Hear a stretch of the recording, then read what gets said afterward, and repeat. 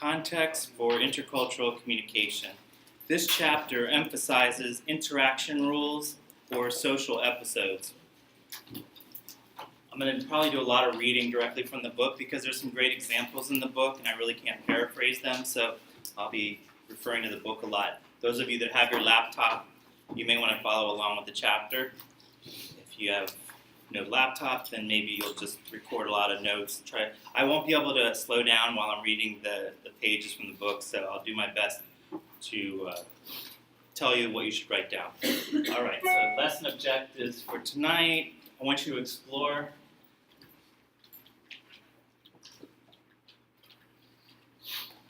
the influence culture has on the communication contexts, and think about context as location, right? A location. So business or an industry, business industry, education industry, healthcare.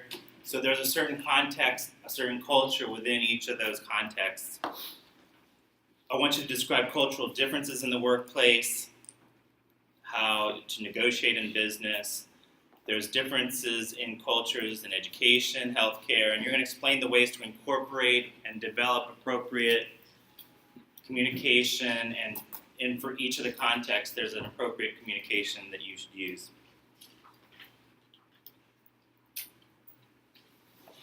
First, we'll cover business context, and we're covering the social episodes that happen. So I'm going to discuss all three of these. Work-related values, we talk about when we say values, what is right, what is wrong, what is good or bad in work-related values. Then communication styles, and then business etiquette. So first, work-related values. There's 6 of them. The first is power. And along with power is also distance. I think it's actually referred to as power distance in the book. High power distance is seen in China. High power distance is seen in China. You feel organizations function best when marked power differences between superiors and subordinates. There's a contrast between superiors and subordinates. Subordinates would be the workers. Instead, in the United States, we're low power distance. In the United States, we're low power distance, and we have an egalitarian system compared to high power distance. The second is individualism versus collectivism. This is the second work-related value that the book discusses. That's defined job responsibilities versus overlapping work responsibilities. So in an individualism type of system, there's defined job responsibilities.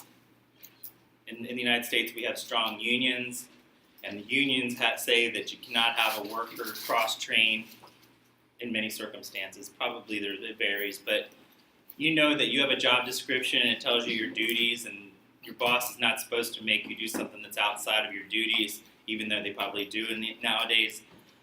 But in another country, they have a collectivism system, and workers do what's best for the whole group, the whole company, the whole government. It's very overlapping your duties. Sorry. Work as material gain. What motivates people to work? And also work rules. Work as material gain. Let me go ahead and refer to the book. First, I'm going to go back to work-related values.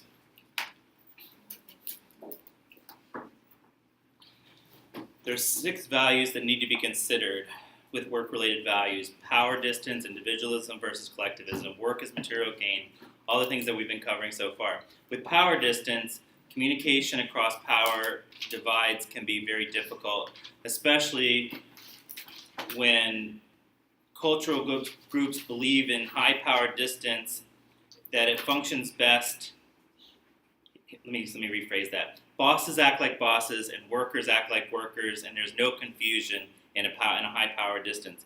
In contrast, cultural groups believe that in low power distance, they feel that power distances, though very real, should be minimized, and that there's an egalitarian view that's best. The importance of power distance in business is illustrated by the following example. Chinese business people will likely check with their superiors before making any real decisions. In Chinese organizations, superiors are expected to participate in many decisions that U.S. managers might routinely delegate to subordinates. The Chinese process of consulting the next higher level in hierarchy often continues up the bureaucratic ladder to the very top of the organization. Thus, autonomy that is expected and rewarded in the United States may be regarded as insubordination in China. Individualism versus collectivism. In collectivist countries, the opposite is true as far as the importance of individual, like expecting that you perform you perform for the company in collectivist. Here's the example. Greece is an interesting culture when it comes to individualism in the workplace. Typically, Greeks are collective cultures, but at work, they're more individualistic than the United States. Most Greeks strongly prefer not to work for a larger company. About half the labor force is self-employed, and 90% of businesses have fewer than 10 employees. Greeks are not accustomed to working in teams unless the team happens to be the family. Indeed, the concept of family often extends to the workplace. As one observer noted, Greek managers sometimes use the term nikokaris to describe their job, which means that they see themselves as the head of the family, the one who takes care of family matters. For work as material gain, I was just getting to that in the PowerPoint. What motivates people to work and their work rules, or what is there's a difference there. Australians, for example, admire the bludger, the person who appears to work hard while actually doing very little. Maybe some of you can relate. Most Mexicans consider work as necessary evil, needed to earn enough money to live and enjoy the really important things in life like family and friends. Germans are the opposite. Germans believe that there are some work responsibilities that are the highest priority in their life. An Italian gave his impression of the Germans. I like Germany, but found the Germans to be very linear, meaning direct, purposeful, and efficient. Linear is not a compliment. I feel that the Germans are one-dimensional. I am Italian, and we Italians feel it is important to develop the whole person, not just the work side. I said I thought the Americans were probably just as bad as the Germans, but he shook his head and grinned. Worse, he said, much worse. So cultural groups that seek work as having a low priority believe that because work is necessary and takes up a significant amount of time, ways should be found to make it more agreeable by creating a pleasant workplace. Work roles are also differing across cultures. For example, in Japan, work roles are an extension of the family hierarchy. Presidents are family heads. Executives, wise uncles, managers, hardworking big brothers, workers, obedient and loyal children. That's what the workers are, obedient and loyal children. American workers employed in Japanese managed companies do not see themselves as loyal and obedient children, and instead hold traditional American values of individualism, competitiveness, and social mobility.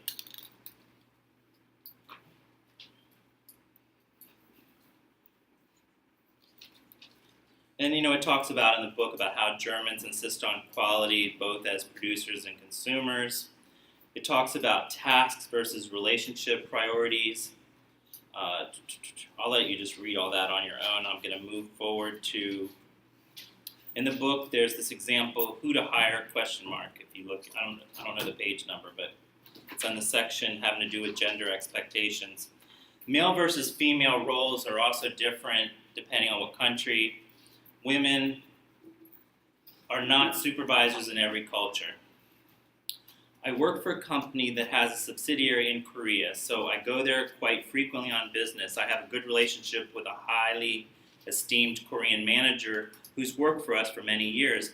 We now need to find a local firm to supply a component, and his manager has strongly recommended his brother's company. I am rather weary about this and feel that this manager has put me in an awkward position. I don't want to lay myself open to accusations of favoritism or even corruption. Anyway, I'm going to put the job out to bid, but feel that by doing so, I'm risking creating an ill feeling with my own company. In South Korea, loyalty to one's family is a duty, and your manager would be failing in his duty if he did not try to help his brother win the order. On the other hand, he appears to be a loyal member of your company too, and may genuinely feel that his brother's company is likely to be your best supplier. Certainly, personal relationships can facilitate business wherever in the world you find yourself, and in Eastern Asia, knowledge of someone's background and family is seen as providing a form of guarantee of their personal commitment to your business. Naturally, you should listen to what other companies have to offer, but be prepared to spend time in discussions with the company your manager recommended. It would be silly to exclude the best contender because of an exaggerated sense of fairness. And certainly most Indians, East Asians, and Latinos would find such a decision totally incomprehensible. And that's by Gwyneth Olafson, an excerpt from When in Rome or Rio or in Riyadh. So a lot of cultures believe that you have to include the family, and if you know somebody, it's word of mouth, and it's one back scratches the other? One hand. What's the saying, the idiom in the United States? You scratch my back, that's what it is. You scratch my back, I'll scratch yours. So this quid pro quo does exist, and it's more family-oriented in collectivist societies. Interpersonal relationships for gain. Catch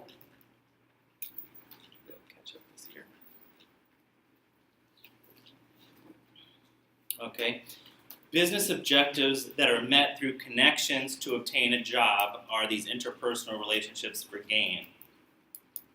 Contracts, supplies, this is more common outside of the United States. So if you're going to do international business, watch out for that.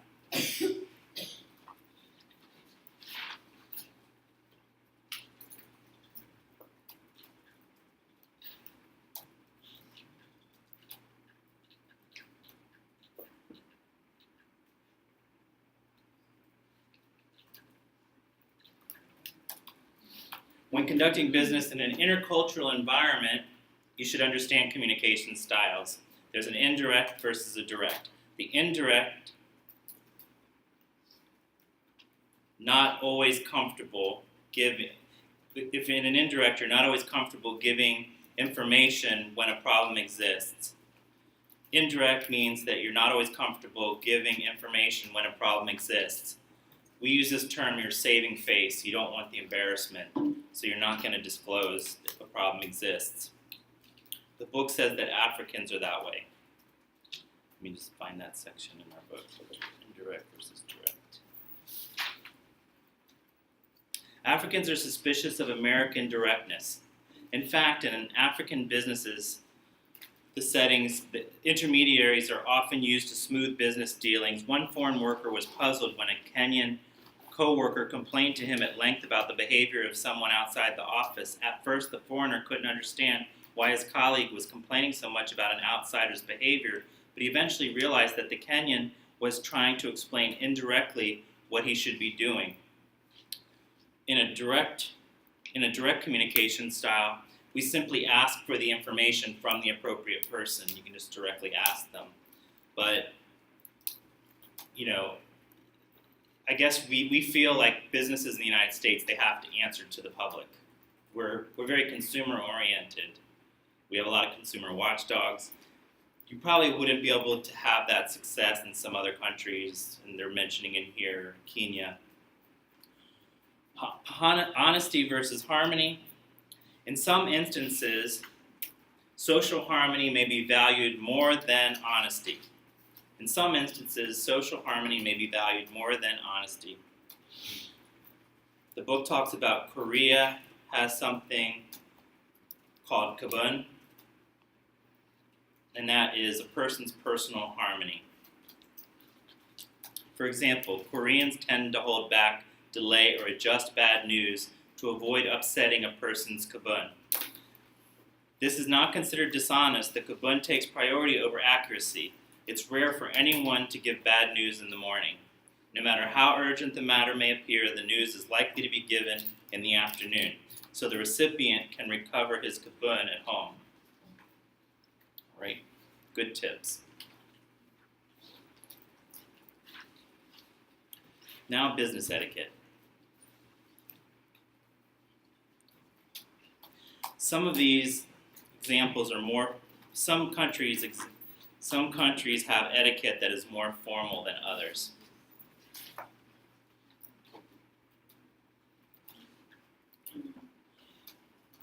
What is initial contact? What's another way of saying initial contact? That could be part of it, but what else are you doing when you're making initial contact with somebody? Meeting them?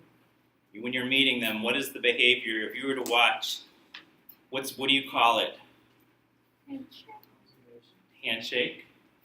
And we call that, does anybody read the book? You can follow along in the book where we're at right now. Under business etiquette.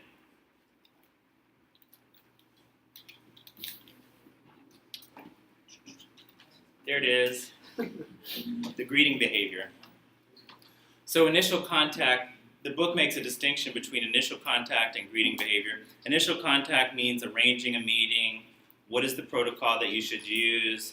Some schedule it far in advance. Probably in this culture, we schedule the meeting far in advance. But watch out for certain holidays in this country and outside of this country. In South Florida, you should not try to hold a meeting on a Jewish holiday. You shouldn't do it on Christmas or Easter for the Christians. You should also consider how you write your opening and your closing remarks in emails. Do all of you watch when you write an email, do you usually put a sentence in first? That's just a very nice sentence. You ever think about that? No. Well, even in this culture, it is smart to put it in an email. I hope this message finds you well. That's pretty much protocol. If you're going on a business deal where you're hoping to get business from somebody, you wouldn't go directly into, when are we going to schedule this meeting? You would start out by saying, I hope your week is going well. We haven't heard from each other in a while. I hope your family's doing good. So think about those type of initial contacts. Also, and then in closing remarks, I happen to write in my closing remarks when I'm trying to get cooperation or compliance from somebody, not usually at the school level, but usually an outside agency or something. I write at the end of my emails, I look forward to hearing from you, and in anticipation of such, I wish to express my heartfelt gratitude to you for doing so. So that's a real friendly closing. Think about your length of your conversations on the initial contact as well. If you're calling somebody, do you want to keep them on the phone for a really long time when it's just a cold call that you never really met them before, you're just trying to get that job interview, or you're trying to get an appointment to sell something? Think about your length of your conversation. And I don't know if the book really goes into the length of time. Is anybody ready? I can't remember what the book has as far as the length of time. I'll move on now to greeting behaviors. Greeting behaviors are the handshakes, exchanging cards, business cards. Your business card should be translated into the language of the culture. Your title and your degree is probably more important outside of the United States than it is here. So they really are impressed by doctors, PhDs, lawyers. Remember the power distance principles that you learned for the greeting behaviors. Remember all the distance, the social distances, and you don't want to get too close to them in the United States, in this culture, hugging them, kissing them in a business arrangement. But in other countries, you might kiss on both cheeks or hug or touch. For gift giving, is it a standard practice or is it bribery in the business world? Gift giving. Bribery. So in government, if you gave a gift to somebody in government that you were trying to persuade, you might get in trouble, they might get in trouble because of ethical violations. In a lot of countries, though, they would expect to get a gift.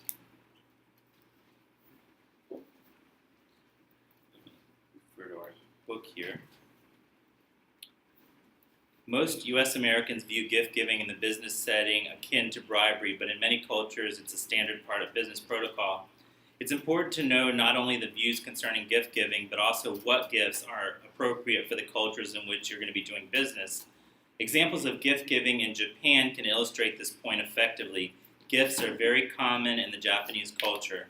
Business gifts absolutely must be given at mid-year, July 15, end year, December 31, and at the first business meetings. It's also standard practice to bring flowers, cakes, or candy when you're invited to a Japanese person's home. The ceremony of gift giving is more important to the Japanese than the gift itself. It's appropriate you allow your Japanese business colleagues to present gifts first, then match your gift with the same quality as theirs. Do not expect gifts to be opened directly in front of you because this may be construed as a sign of greed. In the rare instances where gifts are opened in front of you, expect restrained appreciation regardless of what they think of the gift. You should not open gifts in front of your Japanese business colleagues, but instead open them when you're alone and thank them later. The paper that the gift is wrapped in is also very important to the Japanese. Although items may be well-known manufacturers as are usually good gifts, you should avoid giving knives and scissors because these items symbolize the severance of the relationship. A clock also is an appropriate gift because it reminds it's an inappropriate gift. A clock is also an inappropriate gift because it reminds the recipient that time is running out. To give a clock as a gift is equivalent to saying, "I wish you were dead." Gifts with even numbers of components are also highly inappropriate. In Japan, particularly in numbers of 4, which could be considered the equivalent of the inauspicious number 13 in the United States. Okay. They come bearing gifts. They always bring gifts when they come to the office. Why? It is seen as a token of esteem to begin a business relationship. It's a sense of obligation when doing business with people. It enhances and is part of the established relationship. An institutionalized custom, it expresses feelings from the heart like gratitude. What do you bring? How will it be presented? Candies, cookies, dried vegetables, assorted gifts. Beautiful wrapping, the presentation is just as important as the gift. Gifts should not and are not recommended to be opened up in front of the giver. Give and receive with both hands as this solidifies humility and respect. That's by Osamu Ishitori. Oh, I missed seating arrangements. Seating arrangements, we actually discussed this in a previous class. Negotiation styles. In the United States, we have this slogan, "He who hesitates is lost." Contracts are signed in the first meeting. That's our negotiation style in the U.S. In Latin America, there's slower negotiations. And their saying is, to a hurried demand, a leisurely reply. To a hurried demand, a leisurely reply. Most cultures establish a friendship first. Even if you are giving, if you're going into a business deal with somebody from an Asian culture, you start out by talking about the family, the day, the environment, and then get into the matters of the business. Don't go into it too fast.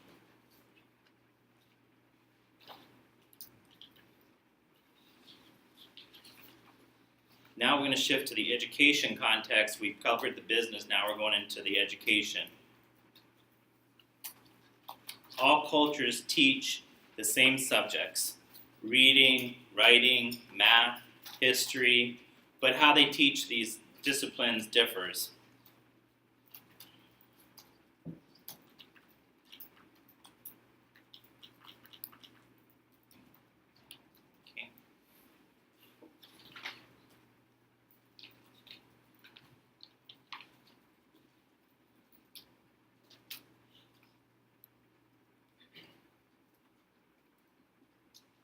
Okay, how education proceeds in a culture We look at how they maintain their beliefs, values, norms, and their social practices. Their cultural patterns, what are they?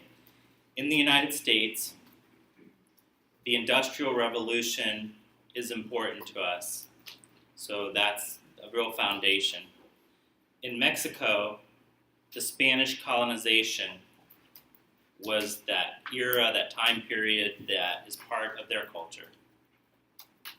Each culture glorifies their history, their science, their artistic accomplishments, and there's ethnocentrism in each culture. We learned that term very first class, ethnocentrism. That means that they believe that their way is the best way, and they're very proud of their culture. Okay, now I'll go through the hows, how cultures teach. Do teachers or students talk more in class in the United States? Less than other places.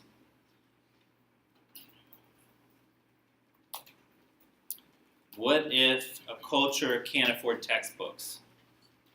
You might assume that all cultures have textbooks. You know, my book that just came out in February that I was talking to you about in this class, I've been trying to get it into Indonesia, and I'm finding out they don't have libraries. So the people can't afford to buy it online. They can't, a lot of the countries there, a lot of the islands there in Indonesia don't have mail service, so they can't order it and have it shipped from Amazon. They have some internet there, but it's not really reliable in parts of Indonesia. I finally have the editor of the Jakarta Post that gave me this one website they call themselves a library, but I've been talking to people there and they go, don't imagine it like the United States where you have books and anybody who writes a book gets to have it there in the library. They consider a lot of our books propaganda. It's not freedom of the press. The government really controls what the people read, so it's not like a real library. So my book, they said, is propaganda. They're even afraid to write a review of my book because the police will come down on them. And I have somebody really close to doing it, but I backed off and said, don't do this. It's like not really worth it. I don't want to sweat that person's been abducted and you'll disappear. You'll disappear if you write. Because my book has a lot of controversial things about Indonesia in it. Okay. So that's a reality. Don't expect what you consider a library to exist elsewhere. Education's much different. In Japan, prestige is determined almost entirely by education. This has led to the development of a teaching system that is competitive, yet fosters group solidarity and collaboration. The Japanese have a school year of 243 days compared to 180 days in the United States over the course of a 9-year education system, and this can add up to an extra 2 full years of schooling. Despite the collective emphasis of the culture, the Japanese educational system makes distinctions in individual ability very early in the academic process. Only the most academically advanced students gain entrance to the most prestigious college preparatory junior and senior high schools. Many students often attend additional private schools called juku to prepare them for the demanding entrance exams to junior and senior high school. All right, and classes meet every day of the week. After school too, and Saturdays, and during school vacations. In Korea, I'm reading this right out of the book, so if you want to follow along. Korea, the Korean educational process is similar to that of the Japanese. Teachers assume leadership roles in the areas of social values, civic awareness, duty, and academic preparation. Parents hold teachers responsible for disciplining their children. That's much different than the U.S. Parents hold teachers responsible for disciplining their children. And children are often told that their teachers will be notified if they misbehave at home. Yeah, in Korea, if you misbehave at home, they're going to tell their teachers so that when they go to school, they'll be disciplined. For most subjects, Korean students remain in their homerooms and teachers rotate among classes. This permits the homeroom teacher to be both the social and academic counselor who can easily deal with discipline problems. As group solidarity and conformity are important goals in the Korean educational system, having students take all their classes together, wear badges and uniforms, leads to the achievement of these goals. These goals are further achieved through rules governing appearance, the hair length for the boys, and no makeup for the girls, which is strictly enforced even on the way to and from school. Shifting now to Mexico. Mexico, teachers are expected to be the autocratic head of the classroom, but they're also expected to be sensitive and non-abrasive towards the students. Classes tend to be large, and this leads to an expectation that students will obey class rules. Mexican teachers hold the authority to permanently expel a student from class from unruly behavior, yet rather than being cold and aloof, Mexican teachers are usually involved with the students' personal lives. They're also their academic instructors. Mexican teachers are friends with their students. In the Mexican classroom, group interaction is the primary learning mode, yet there are times when the teacher will talk and students will sit quietly at their desks. In Tuvalu, I'm not sure where Tuvalu is. In Tuvalu, education takes second place to family responsibilities. Classes begin mid-morning so that the girls can help their mothers with household chores and the boys can assist their fathers in farming and fishing. The classroom is run in a laid-back style based on class discussions. Students are expected to prepare their assignments, and the teacher will call on individuals during the course of the lecture for input. This can sometimes lead to straying from the point at hand, which is common in the Tuvaluan culture where time is not an issue because Tuvalu is a collectivist culture. Group projects and assignments are much more common than individual assignments. However, boys and girls are usually not paired together. In Belgium, and this is the last country I'll cover, in Belgium, in most of Europe, the educational setting is much more formal than in the US. Professors give lectures, but there's no class discussion. In Belgium, students don't answer the professor's questions, even if they know the answer. Unlike the US, where students answer the professor's questions, even if they don't know the answer, they at least try to answer it. Family roles in learning.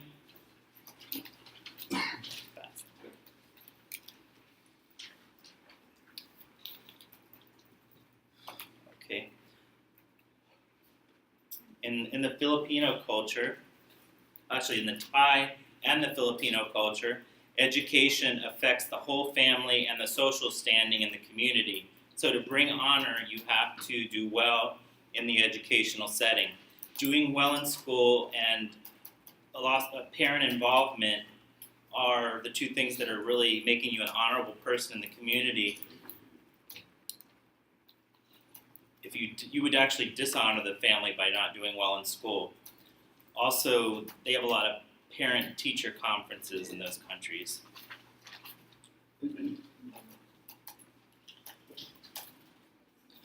And the healthcare context. Providers, patients, families, they all communicate in every culture, right? Those are the key players in the healthcare context. So you need to make connections to establish healing among some of those players. There have to be some connections. But there's going to be language barriers in all cultures. You're going to run into that. Causes a lot of problems, a lot of confusion. So for causes, treatments, and prevention of illness, the book talks about 3 approaches. The first approach is biomedical or Western system approach. That's a scientific explanation of the disease. Scientific explanation of the disease. It says that treatment destroys illness. Treatment destroys illness. For example, in the Western culture, we belong to it, you give antibiotics. That's the solution. That's the prevention or the treatment of disease. The second approach is personalistic or the magico system, where the disease is a result of a supernatural being. God willed it. The patient is the victim of punishment in this approach. Ghosts, witches, gods.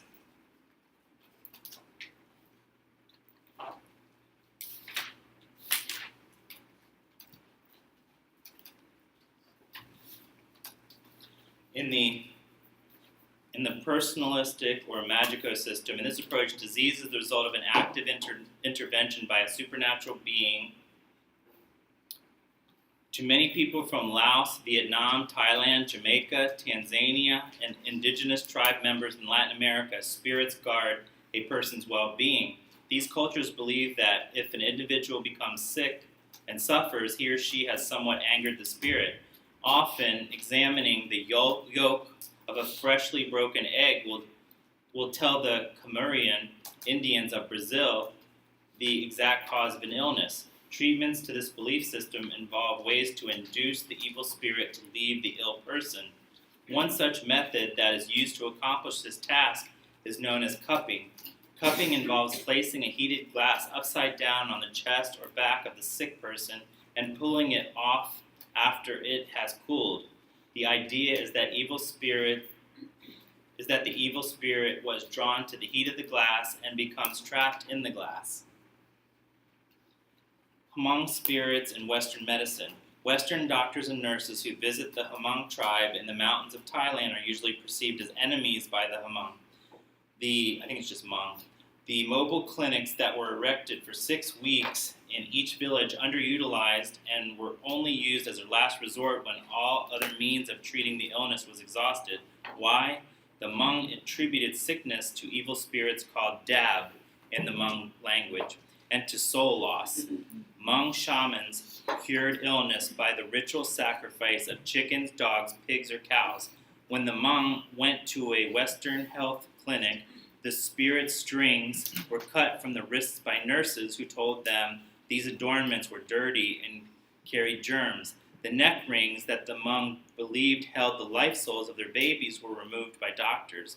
The bloody animal sacrifices were condemned and discouraged by refugee camp regulations on cleanliness. The doctors prescribed drugs for their patients, which the Hmong felt did not combat the dabs and had strong side effects.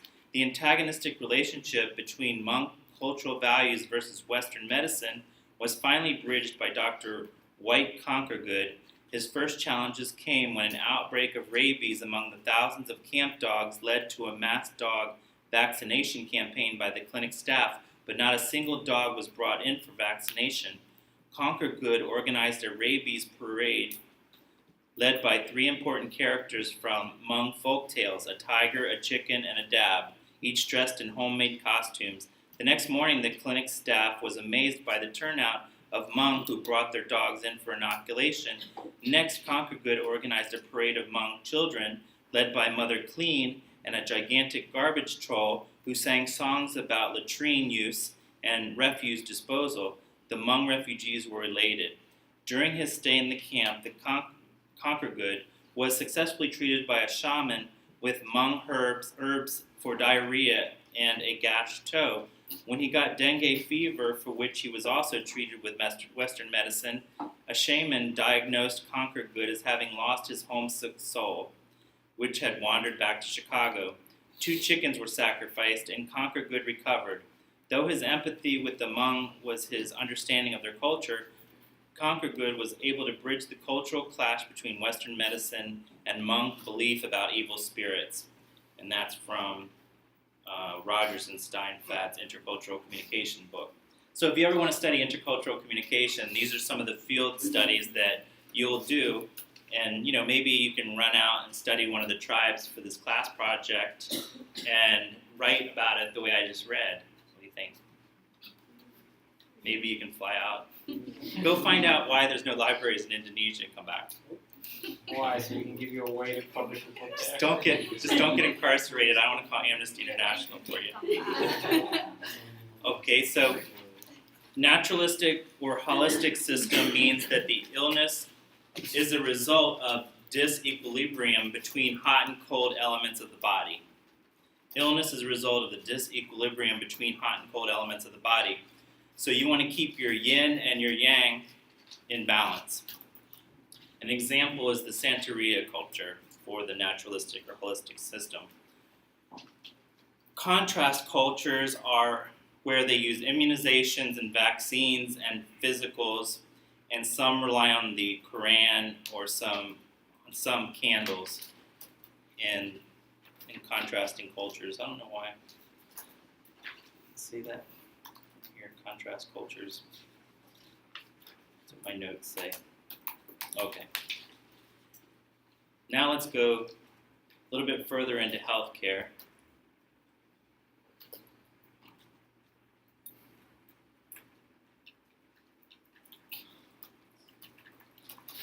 Family roles related to healthcare.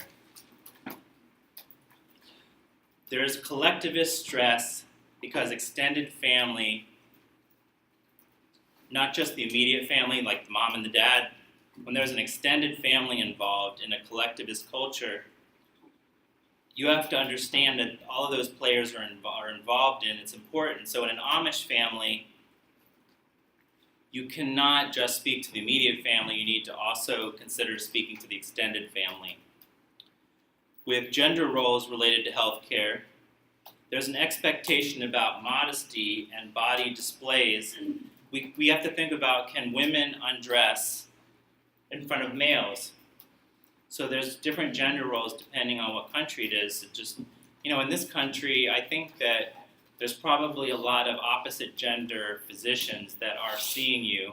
When you go into a hospital, I guess they have both. If you can probably request.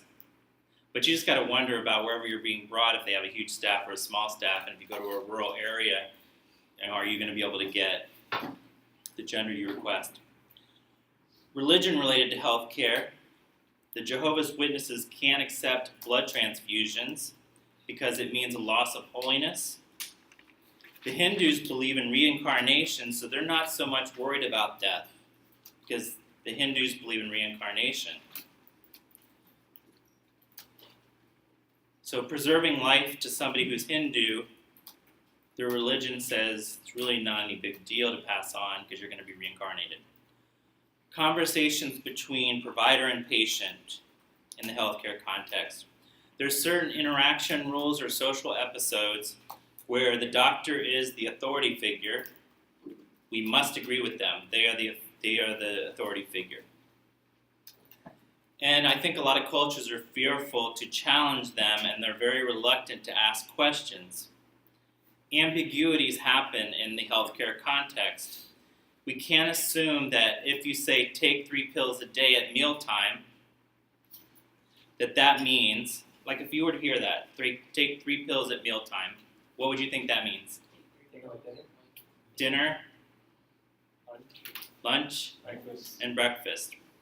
Well, we have them at different times of the day, right? They're spread apart. But what if the person only eats once a day in the culture that you're treating? They only eat once a day.